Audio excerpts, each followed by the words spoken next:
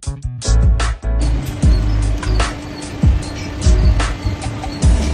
insulation piercing connector consists of shear head aluminum torque nut, tin covered aluminum teeth, UV resistant polymer body, stainless steel bolt, washer, polymer end cup. Key installation steps. Insert the cable in the connector as shown.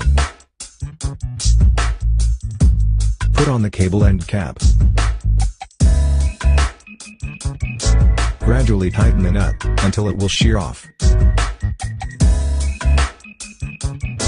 An accurate torque zone guarantees the proper electrical contact of different cable sizes. The cable may be with 1 or 2 layers of outer sheath.